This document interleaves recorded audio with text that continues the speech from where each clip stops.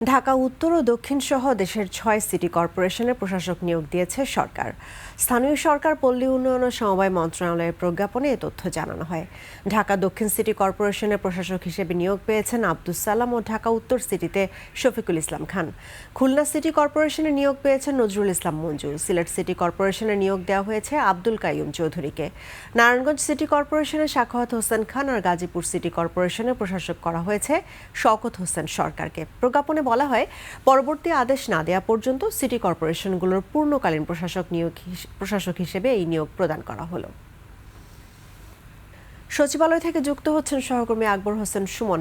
আকবর, সচিবালয়ে কি খবর আছে আপনার কাছে? আপনি তো পররাষ্ট্র মন্ত্রণালয়ে ছিলেন, সেখানে কি নিয়ে আলোচনা হলো?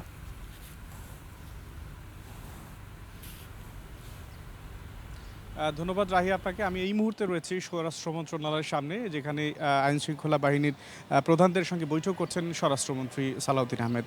এবং সেই মিটিং শুরু হয়েছে সকাল 11:30টার দিকে। এবং সচিবালয় সেই মিটিংটিতে দেশের সার্বিক আইন শৃঙ্খলা পরিস্থিতি, নির্বাচন পরবর্তী নিরাপত্তা ব্যবস্থাপনা, গুরুত্বপূর্ণ স্থাপনা ও কূটনৈতিক জোনের সুরক্ষা জোরদার, জঙ্গিবাদ ও উগ্রবাদ দমন কার্যক্রম ও মাদক চোরাচালান বিরোধী অভিযান নিয়ে আলোচনা হতে পারে আমাদেরকে জানানো হয়েছে। এবং এই মিটিংটি শুরু হয়েছে ঠিক 11:30টার পরে, এখনও পর্যন্ত সেই মিটিংটি চলছে। এখানে আরও যে বিষয়গুলো নিয়ে আলোচনা হতে পারে, যে গোয়েন্দা নজরদারি বাড়ানোর বিষয় বা কূটনৈতিক তৎপরতা ক্ষেত্রে প্রযুক্তি নির্ভর নজরদারি ব্যবস্থা শক্তিশালী করার ক্ষেত্রে যে সমস্ত পদক্ষেপ নেওয়া যেতে পারে, সেই সমস্ত বিষয়গুলো নিয়েই আইনশৃঙ্খলা বাহিনীর প্রধানদের সঙ্গে আলোচনা হতে পারে, এখন পর্যন্ত চলছে। তো আমরা এর আগে শুরুতে আমরা পররাষ্ট্র মন্ত্রণালয়ে গিয়েছিলাম। সেখানে একের পর এক মিটিং করছেন পররাষ্ট্রমন্ত্রী। প্রথমে মার্কিন রাষ্ট্রদূত ব্রেন্ট ক্রিস্টেনসেনের সঙ্গে সাক্ষাৎ করেছেন। সেখানে প্রায় 1 ঘন্টা ব্যাপী বৈঠক হয়েছে। দুই দেশের সম্পর্ক উন্নয়নে আরও কী করা যায়, আরও কী করণীয় আছে, আরও কী সম্পর্ক উন্নয়ন করা যায়, সেই সমস্ত বিষয় নিয়ে আলোচনা হয়েছে। যদিও মার্কিন রাষ্ট্রদূত তিনি বেরিয়ে এসে সাংবাদিকদের সঙ্গে তেমন কিছুই বলেননি, বলেছেন যে আলোচনা ফলপ্রসূ হয়েছে। এরপরে ইউরোপীয় ইউনিয়নভুক্ত দেশগুলোর বেশ কয়েকজন প্রতিনিধি, অর্থাৎ রাষ্ট্রদূত বাংলাদেশে নিযুক্ত, তারা সাক্ষাৎ করেছেন পররাষ্ট্র মন্ত্রীর সঙ্গে। এর আগে আমরা যেটি দেখেছি যে প্রধানমন্ত্রী তারেক রহমান দায়িত্ব গ্রহণের পর থেকে সচিবালয়ে তিনি অফিস করছেন। ঠিক সকাল 9টা থেকেই অফিস করা শুরু করেছেন।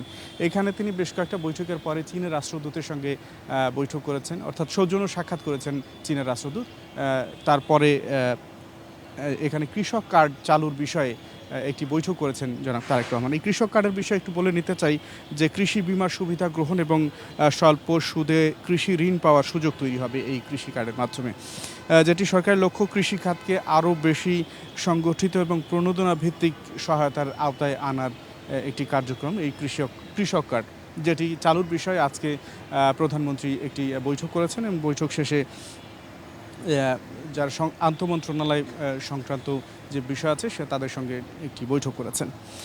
তো আমার কাছে এখন পর্যন্ত এই ছিল রাহি সবশেষ অবস্থা।